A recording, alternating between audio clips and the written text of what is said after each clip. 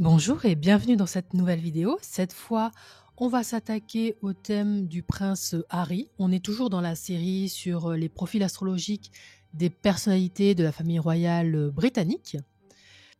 Dans ce portrait astro, vous allez voir que il a certaines configurations en commun avec les autres membres de sa famille. Donc on a toujours cet aspect astro-généalogie en plus de l'analyse du thème natal. Si cette série vous intéresse ou si vous voulez en savoir plus sur le portrait psychologique à travers l'astrologie du prince Harry, eh bien bienvenue dans cette nouvelle vidéo.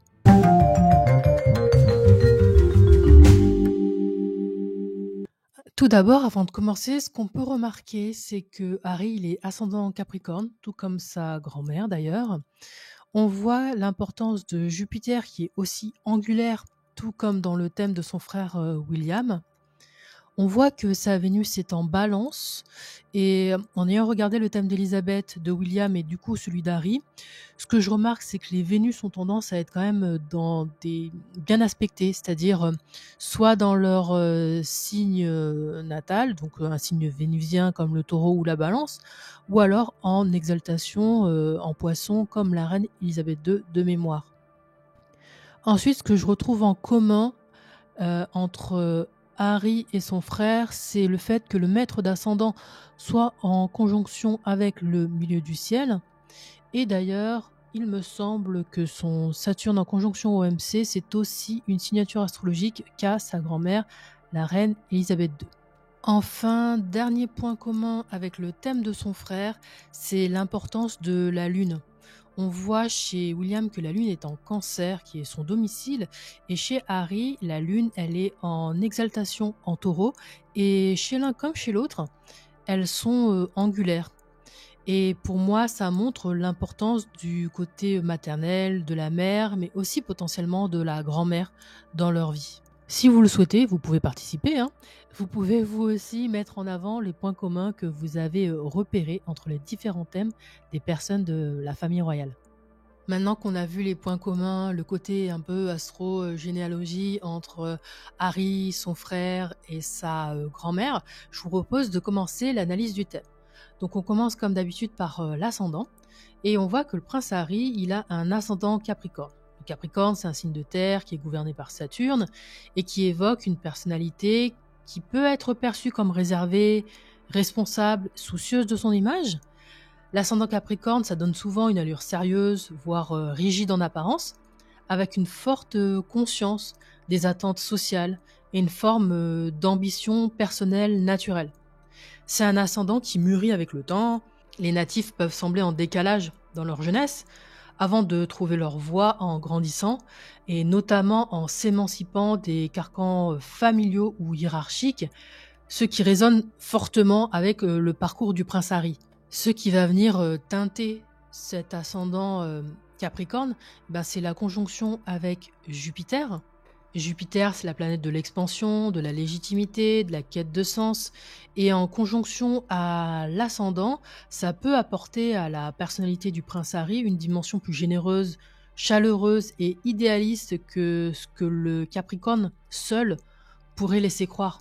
Jupiter, ça élargit l'horizon personnel, ça pousse le natif à rayonner dans la sphère publique, à incarner une forme d'autorité morale ou à s'impliquer dans des causes à portée collective. Mais attention, parce que Jupiter en Capricorne est en chute, ça signifie que sa quête de sens ne se vit pas de manière expansive et extérieure, comme ce serait le cas en Sagittaire ou en Poisson, mais plutôt à travers l'effort, la discipline, les responsabilités, voire les épreuves, et aussi certainement de manière plus intérieure. Donc ça peut créer du coup un tiraillement entre un besoin de noblesse d'action, d'intégrité, de respecter les codes, la tradition, mais qui du coup serait freiné par des injonctions extérieures ou des structures contraignantes. C'est l'image d'un homme qui est né dans un cadre strict et qui a dû apprendre à s'en affranchir sans trahir ses valeurs, aussi à trouver ce qui avait du sens pour lui, à trouver sa propre place dans ce cadre-là, dans ce cadre qui lui a été imposé. Maintenant qu'on a vu l'ascendant et qu'on sait que c'est le Capricorne, on va aller voir le maître de l'ascendant, qui est donc Saturne. Et on voit que Saturne est en conjonction au milieu du ciel en Scorpion. Le maître d'ascendant, ça nous donne des indications sur la direction de vie. Et pour Harry, on le retrouve en maison 11. Et d'ailleurs, il a exactement la même conjonction au milieu du ciel Saturne en Scorpion que sa grand-mère, la reine Elisabeth II. Alors, Saturne en Scorpion, ça indique potentiellement un tempérament profond, intense, mais peut-être et souvent caché derrière une façade contrôlée, maîtrisée. C'est un Saturne de résilience qui apprend à reconstruire après des crises. C'est une position qui suggère que la maturité se forge à travers des pertes, des remises en question, des chamboulements. Et il y a surtout une puissante envie de se transformer, d'évoluer, de changer, de laisser une marque, de laisser un héritage. Et peut y avoir aussi une forme de méfiance ou de lucidité sur les enjeux de pouvoir. Et d'ailleurs, même s'il partage ce placement en commun avec sa grand-mère, ils l'ont pas du tout vécu de la même façon. Alors, à mon sens, la conjonction milieu du ciel Saturne, pour la reine Elisabeth II, ça parle du fait que son oncle a abdiqué et que du coup, elle était née pour être juste princesse. Et à cause de cet acte, elle a dû devenir reine, ce qui a du coup totalement changé le cours de son avenir professionnel et qui du coup peut être vu à mon sens peut-être comme une crise qui a dû la forcer à se reconstruire et justement à devenir cette autorité sur la scène publique. Là où Harry, lui, aurait plutôt cassé les codes, cassé justement ce lien avec cet héritage familial pour le bien-être de sa famille. Donc dans les deux cas, on voit quelque chose quand même de disruptif. Pour l'un, c'est plutôt subi, et pour l'autre, on pourrait dire que c'est plutôt choisi, même si peut-être que lui pense plutôt aussi que c'est subi à cause d'éléments extérieurs sur lesquels il n'a pas de pouvoir. On continue. Donc cette conjonction, elle a lieu en maison 11. Et ici, Saturne peut s'exprimer dans le rapport au collectif, aux idéaux, au réseau. Ça donne un destin lié à des engagements sociaux ou à un positionnement particulier, un positionnement de leader au sein de groupes. C'est la maison des causes à défendre, des appartenances choisies plutôt qu'imposées. Donc il est possible que Harry, à travers ce placement, cherche sa propre communauté et à aller au-delà de celle dans laquelle il est né. Et enfin, si on mélange les deux, la conjonction au milieu du ciel, donc le point le plus visible, le plus élevé dans notre thème, indique que cette transformation personnelle, elle est directement liée à sa carrière, sa vocation, son image publique, ses responsabilités parentales, etc., etc. Et il peut être perçu comme un homme qui rompt avec les codes, mais dans une démarche de construction personnelle et pas forcément de rébellion sans fondement ou gratuite. Alors, avec les premiers éléments qu'on vient de voir, on peut déjà déceler que le thème natal du prince Harry montre plutôt une personnalité marquée par la gravité, la recherche d'un rôle utile dans la société, la recherche de sens, peut-être la recherche de sa place, et que tout ça, tout ce chemin de transformation passe par le collectif, et sa vie semble articulée autour d'un défi qui est concilier ses valeurs avec les structures dans lesquelles il évolue, quitte finalement à s'en détacher. Il incarne à sa façon une forme de royauté moderne, plus psychologique et humaine que protocolaire, et en ça, il ressemble à son frère, le prince William. Je vous invite du coup à aller regarder la vidéo sur le prince William afin de mieux comprendre ce que je veux dire par là. Mais bon, voilà, je vais vous donner quelques lignes. En gros, Harry, ce serait plutôt d'une façon plutôt révolutionner la monarchie en sortant, et William, ce serait révolutionner la monarchie en y restant, de l'intérieur. On va passer au soleil, et on voit que le prince Harry a un soleil en vierge. Et le soleil en vierge, ça peut donner une personnalité qui valorise la discrétion, la pudeur, l'analyse, la réflexion, l'efficacité, le service. La Vierge, c'est un signe de terre, pragmatique et modeste, souvent tourné vers l'idée d'être utile plutôt que visible. Ça peut sembler paradoxal pour un membre de la famille royale, mais c'est justement ce qui transparaît dans ses choix. Une volonté de s'extraire du décorum pour retrouver une vie plus simple et plus alignée avec ses valeurs. Mais ce soleil, il va pas se contenter de la routine, parce qu'il est quand même placé en Maison-Neuf, la maison des grandes idées, de l'étranger, de la philosophie, de la légitimité, des croyances, de l'enseignement, de la transmission, de la communication, du marketing, des médias. Donc ça peut donner un profil de voyageur spirituel ou voyageur physique, hein. Ça peut donner un homme en quête de sens, de vérité, de justice, qui peut ressentir le besoin de s'éloigner géographiquement et intellectuellement de son lieu d'origine pour se forger sa propre vision et sa propre approche du monde. Le soleil en maison neuve, ça pousse souvent à sortir du cadre pour mieux se trouver soi-même en explorant d'autres cultures, d'autres systèmes de pensée ou en s'engageant dans des causes humanitaires ou des causes à l'étranger. On pense ici à ses engagements humanitaires, hein, mais aussi à son déménagement en Californie, loin des codes royaux britanniques. En regardant justement ce soleil en vierge en maison neuve, bon alors déjà je précise, parce que je ne l'ai pas dit, mais vous voyez la carte en domification Placidus et moi je l'analyse en Placidus slash signe entier. Donc si le numéro que vous voyez ne correspond pas exactement à ce que je dis, c'est normal, c'est parce que j'utilise une autre domification. Donc j'en reviens à ce soleil en vierge en maison neuve et le fait qu'il s'éloigne. Donc pour moi, ça me fait penser que malgré ce que beaucoup peuvent penser, je suis pas sûre que Meghan soit la seule instigatrice du départ de la famille royale et du déménagement. Et je me demande si d'une certaine façon, elle n'a pas été une excuse justement pour Harry pour pouvoir s'en éloigner et pouvoir aller vivre un peu plus loin. Bon, c'est que des conjectures et bon, je pense qu'on saura jamais la vérité, mais je pose ça là. Autre chose que j'ai remarqué en justement en faisant cette vidéo, je vois qu'il a aussi un chiron en Gémeaux. Le Gémeaux, c'est le signe de la communication, des échanges, du commerce. Et Chiron, c'est le guérisseur blessé. Donc je me demande s'il n'a pas aussi des difficultés à communiquer. Et si justement c'est pas un élément qui devrait travailler, et une aussi des raisons astrologiques au fait que dès qu'il fait une interview, c'est très mal reçu par les gens. D'ailleurs, il a le même chiron que Meghan de mémoire. Je crois qu'elle a un chiron en Gémeaux elle aussi.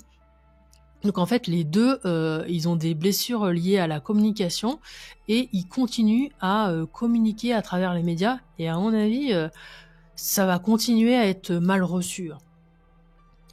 Bon, passons au sujet suivant. On va regarder la Lune qui est en Taureau en maison 5, en conjonction au fond du ciel. Donc la Lune, ça représente les émotions, le besoin de sécurité, l'héritage familial, le monde intérieur. Ça peut représenter aussi la mère ou la figure maternelle, qui n'est pas forcément la mère.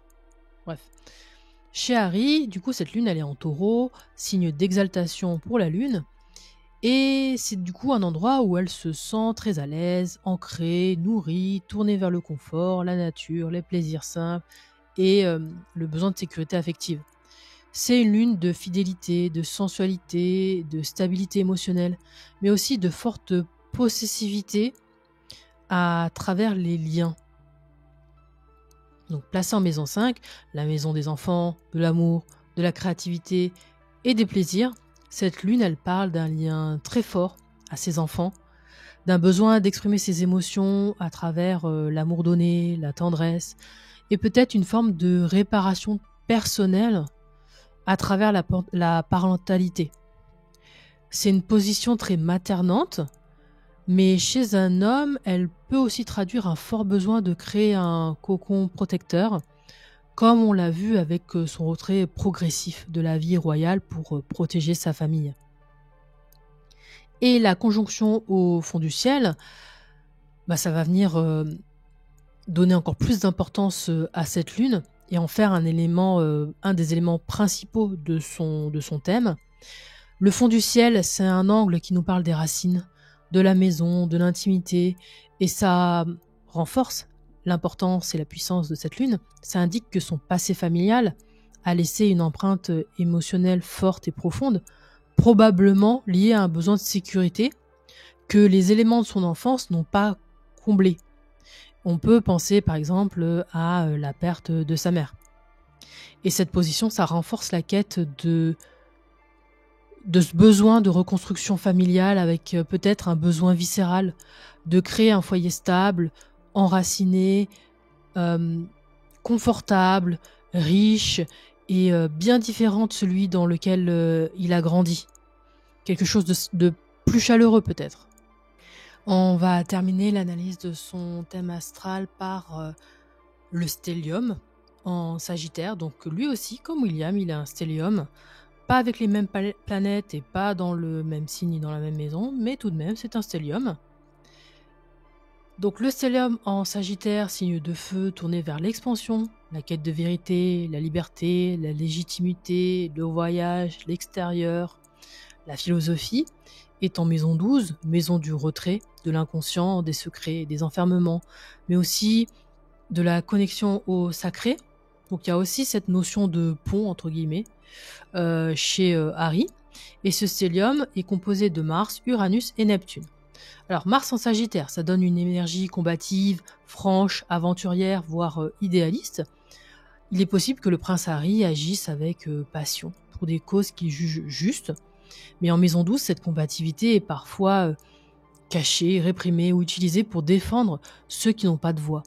Ça peut aussi indiquer des luttes personnelles, intérieures, un besoin de se battre contre ses propres démons, et il est possible qu'il agisse avec plus de force qu'il ne le montre ou qu'on ne puisse le voir.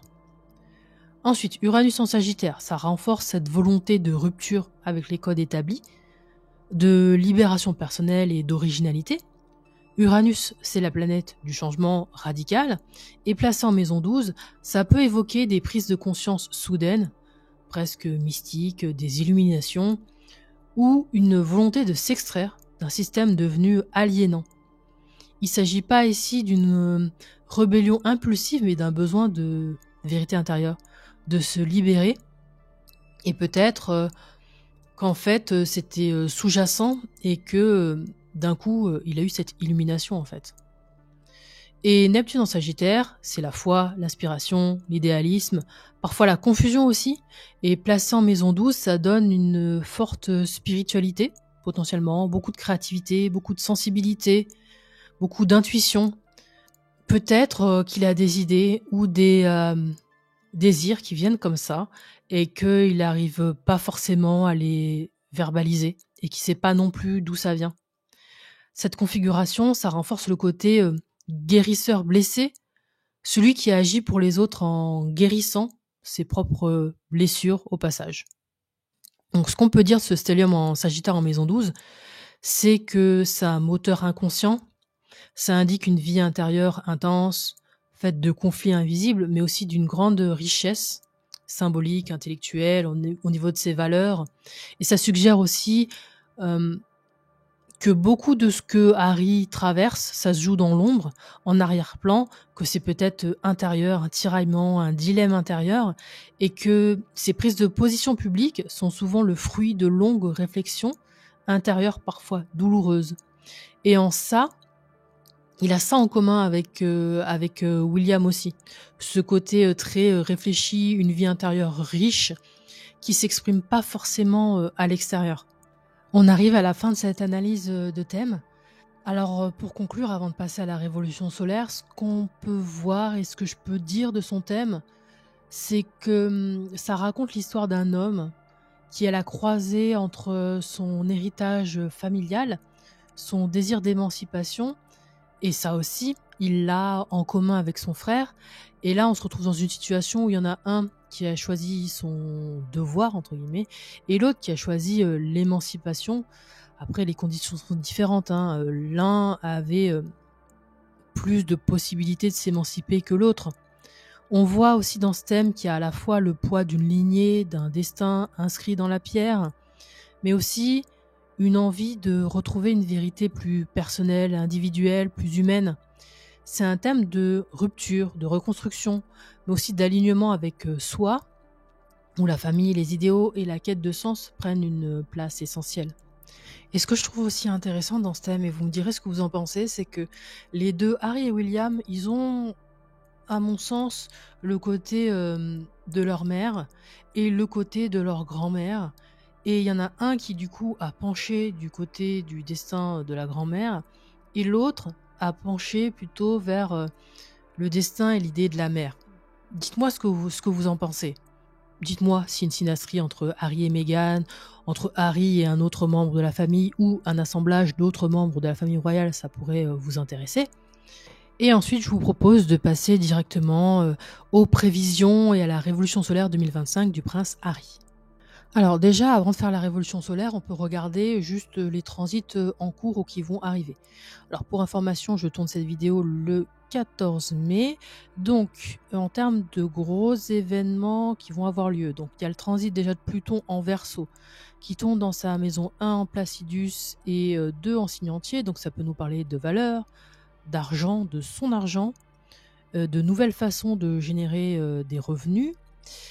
Ensuite, on va avoir la conjonction Saturne-Neptune en Bélier qui va tomber dans sa maison 4 en signe entier et en maison 2 en Placidus. Donc ça peut nous parler de l'argent de la famille, des valeurs familiales, de comment il doit devenir son propre maître et prendre son autonomie en termes de comment il va construire sa base familiale, sa base de revenus, son héritage, son socle familial, et comment du coup tout ce qu'il avait jusqu'à présent ou tout ce qu'il avait établi va être remis en question et dissous pour être justement remis en forme.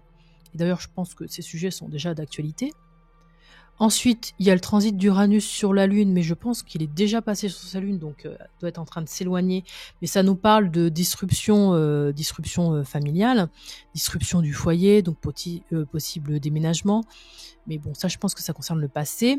On va avoir du coup Uranus qui arrive en Gémeaux, qui est dans sa maison 4 dans un premier temps, en Placidus, qui correspond à sa maison 6. Donc ça peut nous parler de chamboulement dans sa famille, dans le quotidien de sa famille, dans sa routine, dans ses habitudes. En plus, on va avoir Uranus sur le nœud nord, donc peut y avoir un changement brusque au niveau de sa destinée, au niveau de son quotidien, au niveau de là où il habite, au niveau de tout ce qui va être, comme le Gémeaux, c'est en rapport avec l'adolescence, la jeunesse, l'éducation, l'apprentissage, la transmission. À voir qu'est-ce qui peut être chamboulé. Ça peut être une annonce choc, une annonce inattendue qui va enclencher tout ça. Il va avoir Jupiter en Cancer, donc Jupiter dans sa maison 6-7, en opposition à son ascendant et en opposition à son Jupiter natal. Donc ça va venir réinterroger sa légitimité, son apprentissage, sa place dans sa famille. Dans sa famille au sens large, donc la famille royale, comme à mon avis potentiellement dans sa famille avec Meghan. Ça peut aussi parler de beaucoup de voyages, beaucoup de déplacements avec sa famille ou pour aller voir sa famille. On a l'axe des nœuds en Vierge Poisson avec le nœud nord en Poisson qui nous parle aussi de sa maison 2-3, donc de sa fratrie, de ce qu'il transmet, de son héritage et d'argent d'une certaine façon. Donc au vu de ce que j'ai dit par rapport à la révolution solaire de William, à la révolution solaire du prince Charles, peut y avoir du mouvement ou de la dynamique au niveau du coup de la famille royale, comme ça peut aussi l'impacter au niveau personnel. Par rapport à ce que j'ai vu moi dans la révolution solaire de Meghan, il y a aussi son carré de Pluton, puisque Pluton est en Verseau. Donc ça peut être très disruptif. Et ça va faire un carré à un moment à son milieu du ciel, mais il a encore du temps. Il a encore du temps et ça va venir re-questionner son statut social, son rôle, ses responsabilités familiales. Donc voilà, ça c'est ce qu'on peut dire au niveau des transits actuels et à venir pour l'année. Et on va regarder la révolution solaire. Alors, l'ascendant de la révolution solaire en Sagittaire vient activer le Uranus natal du prince Harry. Donc potentiellement, c'est une année où les thématiques de libération, de changement, de révolution, de rupture, voire d'exil volontaire, continuent d'être au cœur de sa vie. Uranus, c'est la planète de la rupture, de l'indépendance, et ici on sent que le chemin engagé depuis plusieurs années n'est pas terminé. Ça peut aussi marquer une plus grande visibilité médiatique à l'international ou une nouvelle manière de s'exprimer publiquement en lien avec ses aspirations personnelles. Ce Sagittaire, en ascendant, ça donne un ton de quête de sens toujours, de vérité, d'enseignement, de transmission, de légitimité, ce qui peut indiquer une volonté de transmettre son parcours ou d'en tirer ou transmettre une philosophie de vie. On peut penser par exemple au livre qu'il a sorti. On voit aussi que cet ascendant, en plus d'être en conjonction au Uranus natal, il est pas très loin du Mars, qui est en maison 11 en Placidus. Donc ça peut nous parler aussi du fait que lui va faire face à beaucoup d'adversités, de difficultés, potentiellement venant de l'étranger, représenté par le Sagittaire. Et la maison 11, c'est les communautés, le public. Donc beaucoup de potentiellement de difficultés ou de dynamisme par rapport à ça. Et on voit aussi que cet ascendant, il va être en opposition au nœud nord natal, qui est lui-même en conjonction à l'Uranus en transit. Donc c'est comme si il voulait s'émanciper, mais il est quand même rappelé par ses par ses racines, ses responsabilités, son rôle de prince. C'est comme s'il y avait ce tiraillement, cette difficulté à en sortir, ou cette volonté d'en sortir, mais sans tout laisser derrière. C'est, c'est encore un thème qui peut se présenter au cours de l'année 2025-2026 pour lui. On va rester justement sur ce point du Uranus en transit qui est en Gémeaux, en conjonction au nœud nord natal. Ça peut nous parler d'un tournant dans la manière de travailler, de s'organiser ou même de s'engager du prince Harry. Il peut peut-être s'engager dans un nouveau service, dans un nouveau rôle utile à la société. Mais comme ça touche aussi sa maison 7, si on regarde son thème natal, en signe entier, bien sûr, n'oublions pas, ça peut aussi impacter son relationnel et ses contrats. On pourrait voir un changement au niveau de ses collaborations, une prise de distance avec certains partenaires, ou même un mode de vie qui se transforme par des obligations nouvelles. Uranus agit de manière imprévisible et ça peut aussi être un engagement atypique, un changement de routine radicale ou une décision inattendue en lien avec la santé, le travail ou le couple. Et ça revient à ce dont je parlais dans la vidéo sur Meghan, que je vous invite à aller voir bien sûr. Ça peut nous parler éventuellement de séparation, soit de séparation dans le sens de la distance, parce que beaucoup d'activités, beaucoup de choses à faire, beaucoup de voyages, beaucoup de dynamisme, ou encore sur un plan plus officiel. Ou si ça ne nous parle pas de Meghan, ça peut parler toujours de la rupture qu'il est en train de faire, de mettre en place avec la famille royale. Ensuite, on peut regarder la lune en cancer, qui tombe dans sa maison 6, Placidus 7 en signe entier, et 7 dans la révolution solaire. La lune en cancer dans la maison 7, ça met l'accent sur les liens affectifs, le couple, les partenariats, les émotions profondes. Le cancer, c'est un rappel par rapport à la famille royale, à ses racines. C'est une position qui évoque un fort besoin de sécurité relationnelle, mais aussi une vulnérabilité accrue. Et cette lune, elle transite un secteur de transformation émotionnelle, d'héritage, de renouveau. Il peut s'agir d'une crise dans le couple, une crise avec sa famille, ou les deux, avec des partenaires professionnels, ou encore d'une intensification des enjeux émotionnels avec une nécessité de se réinventer dans ces associations. Et ça peut aussi être le moment de révélation, de prise de conscience de ses besoins affectifs ou de guérison de blessures anciennes. Donc, là, il y a pour moi clairement des enjeux soit avec sa femme, soit avec sa famille, soit avec les deux. Alors, j'ai continué à creuser et j'ai vu aussi, ce qui me paraissait intéressant, c'est le transit de Neptune en bélier sur la lune noire natale du prince Harry. Donc cette lune noire au natal, elle est dans le secteur de la maison 4 en signe entier et 2 en Placidus. La maison 4, elle nous parle des racines, du foyer, de l'intimité. Et du coup, ce transit, il peut nous parler d'une période de flou identitaire où les bases intérieure, ses bases familiales, ses racines sont questionnées. Neptune dissout, mais il peut aussi induire de la confusion, une perte de repères, un vague à l'âme difficile à cerner. Et la maison 5 de la révolution solaire est touchée, si on regarde en signe entier, 4 en Placidus. Et ça peut nous parler de tout ce qui est créativité, enfant, amour donné et encore la famille. Et ça peut indiquer que cette année, le rapport à la paternité, à la transmission, à la créativité est mis à l'épreuve ou redéfini. On pourrait y voir une remise en question de la manière de guider ses enfants ou les idéaux sur lesquels il a construit son foyer pourraient être chamboulés. Et autant on peut regarder ce transit d'un point de vue où c'est lui le père, mais on peut aussi regarder ce transit du point de vue où c'est lui l'enfant. Et ça peut nous parler aussi de rapport à la paternité, donc par rapport à son père à lui, et par rapport à ce que son père à lui peut lui transmettre. Et enfin, dernier point qui me semble valoir le coup de regarder, c'est la lune noire en transit, qui, au moment de la révolution solaire, sera sur le milieu du ciel en scorpion du prince Harry.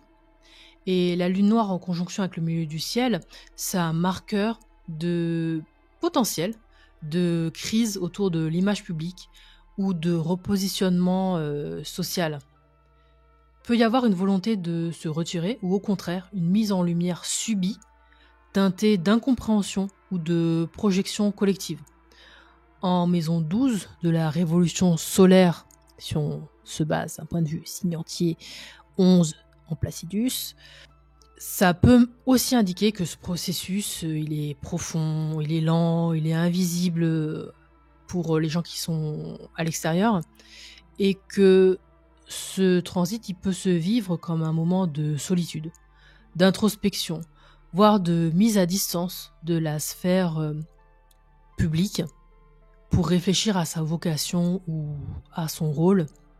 Et ici, je dirais même peut-être mise à distance de la sphère publique, c'est-à-dire de la royauté. Accessoirement, c'est aussi un transit qui peut ramener des ombres du passé au premier plan ou révéler une lutte entre ce que l'on montre et ce que l'on vit intérieurement. Donc, en résumé, cette révolution solaire est tout sauf légère. 2025, ou du moins à partir de sa date anniversaire, il me semble qu'il est de septembre, donc du moins à partir de son anniversaire, 2025 semble s'annoncer comme une année charnière, à mi-chemin entre la fin d'un cycle et le début d'une nouvelle posture intérieure et publique. Peut y avoir à la fois des désillusions, des changements de cap professionnels ou relationnels, une volonté de réécriture, réinvention personnelle qui se fait à l'abri des regards et de manière introspective. Il y a beaucoup de réflexions et il y a toujours cette quête de sens en fond. Et pour Harry, je pense que c'est une année où les luttes intérieures, les transformations deviennent visibles et peut-être à terme une nouvelle manière d'incarner sa mission personnelle pourrait se révéler à lui, et peut-être d'une façon libérée des attentes collectives. Voilà, on arrive à la fin de cette vidéo. N'hésitez pas à me dire ce que vous en avez pensé. N'hésitez pas à laisser un like, à commenter, à échanger, à me donner votre avis, à éventuellement me dire ce que vous pensez de cette série sur la famille royale, me donner votre avis sur les projections que vous voyez en fonction des potentiels émis. Et n'hésitez pas aussi, si vous avez envie que j'aborde le thème d'une personnalité en particulier, à me le dire en commentaire. Je l'ajouterai à ma liste.